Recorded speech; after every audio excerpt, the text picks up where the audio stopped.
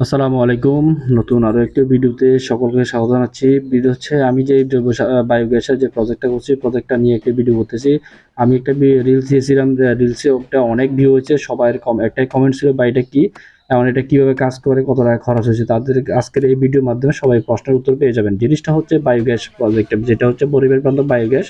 এটা আমি আমার যে খামারের যে উৎকৃষ্ট গোবর আছে, ওই গোবর থেকে গ্যাস উৎপাদন করে আমার নিজের ফ্যামিলি এবং আশেপাশে কয়েকটা ফ্যামিলিকে দেওয়ার জন্যই তৈরি করছি। এটাতে অনায়াসে আমি ৪ থেকে ৫ টা ফ্যামিলি আমরা ইউজ করতে পারবো। ওই জন্যই আমি এটা আ বানিয়েছি। যেহেতু আমাদের এদিকে গ্যাস নাই, এমনকি গ্যাস আসার সম্ভাবনাও নাই। কারণ আমরা একটি প্রত্যন্ত অঞ্চলে বাস করি। যেহেতু এখানে গ্যাস কখনোই আসবে না।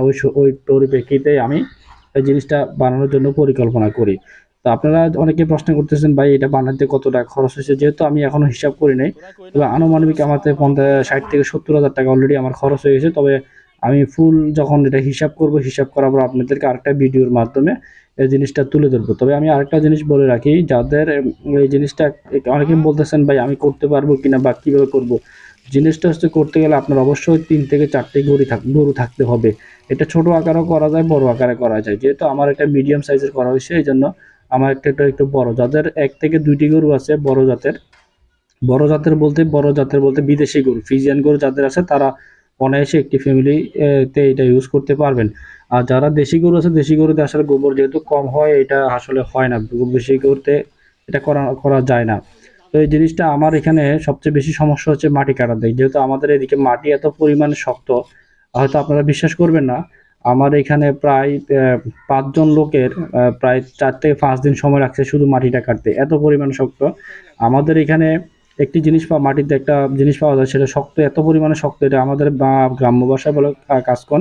আমি জানি না এটা আসলে কখনো কোনো কাজে ইউজ করা যায় না। এটা এত পরিমাণে শক্ত যে মানে পাথরের থেকে শক্ত। যদি কেউ এটা নিয়ে কোনো গবেষণা করতে চান আমাকে জানায়েন, আমি আপনাদেরকে দিব। এটা মাটিতে প্রচুর পরিমাণে আমাদের এদিকে পাওয়া যায়। বিশেষ করে আমাদের বাড়িতে এটা বেশি।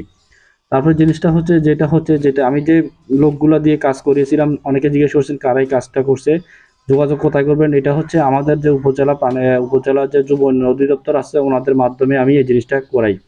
ওনাদের রেফারেন্সে লোকগুলো আসে উত্তরবঙ্গ থেকে। ওনারা খুবই চমৎকার। এই জিনিসটা যে বানাইছে, তাদের কাজ দক্ষতা এত সুন্দর, মানে নিরূপণ না দেখলে অবশ্য আপনারা বুঝতে পারবেন না। ওদের ইট গাঁথুনি থেকে শুরু করে সবকিছু আলহামদুলিল্লাহ খুবই সুন্দর। আপনারা ইচ্ছা করলে ওনাদের মাধ্যমেও কাজ করে নিতে পারেন। আর আপনি যদি করতে চান, তাহলে আপনি আপনার উপজেলা যুব উন্নয়ন অধিদপ্তরে যোগাযোগ করলে ওনারা আপনাকে ব্যবস্থা করে দেবে। কারণ আমার কাজটা পুরোটাই হচ্ছে যুব উন্নয়নের অধিদপ্তরের মাধ্যমে করা হয়েছে। আমি এখানে এই যে বায়োগ্যাসের উপরে ৫ দিন একটা ট্রেনিং দিয়েছিলাম। ওই ট্রেনিং এর থেকেই আমাকে ওনারা সবকিছু পরামর্শ দিয়েছে।